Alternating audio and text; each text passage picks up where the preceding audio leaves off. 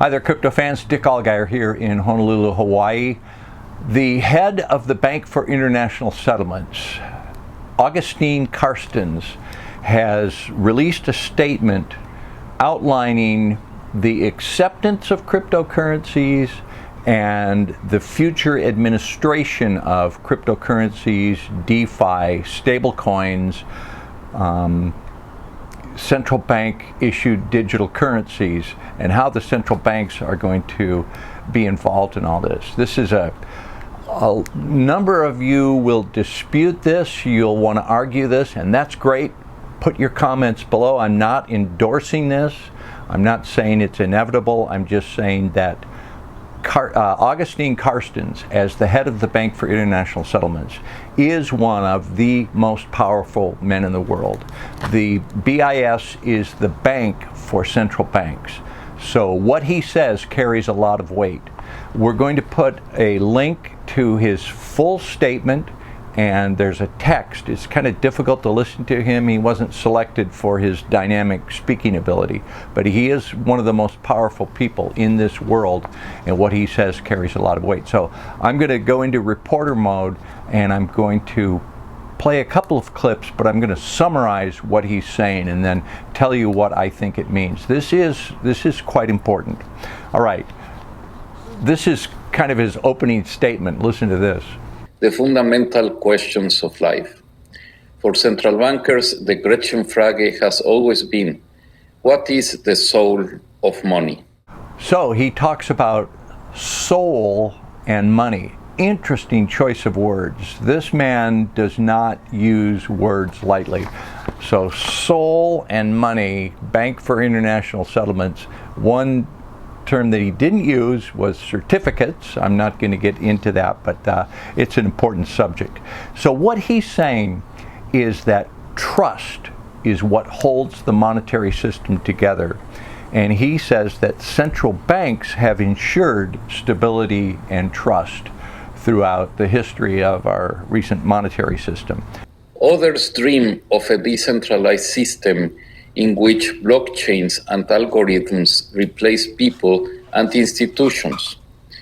And maybe all of this will take place in the metaverse.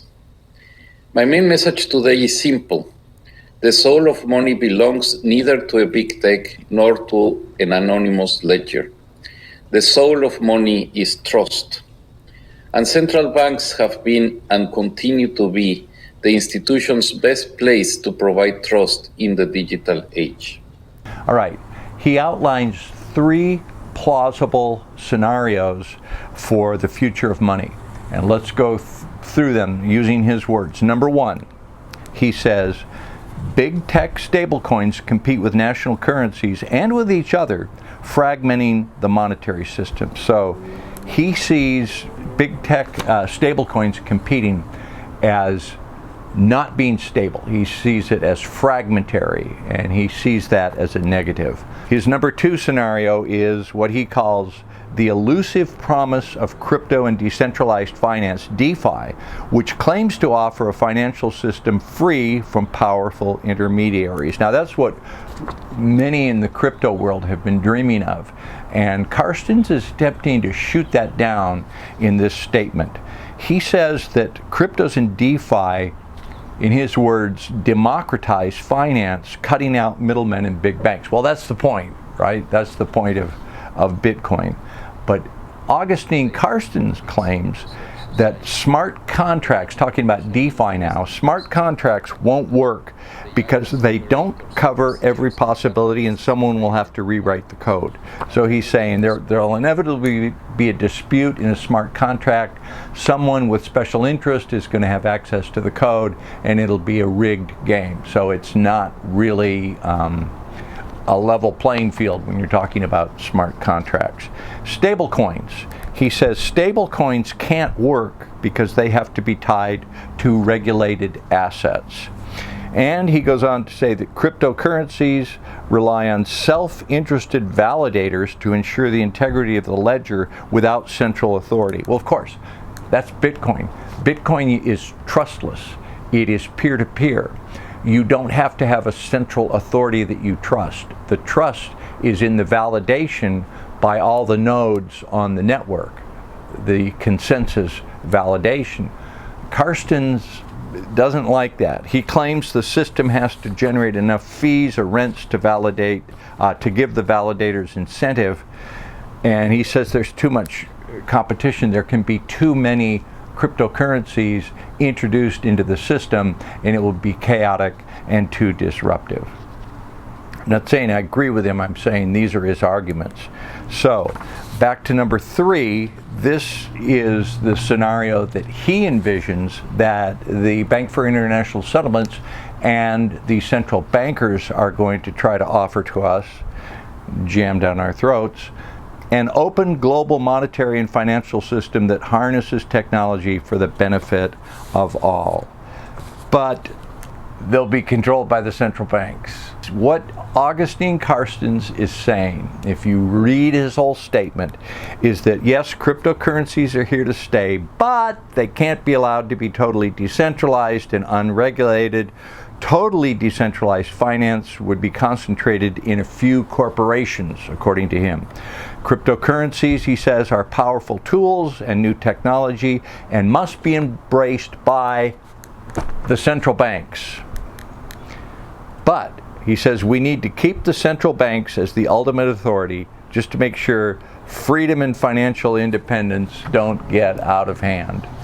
Central banks can provide this foundation domestically, but also on a global scale. Imagine a global network of CBDCs.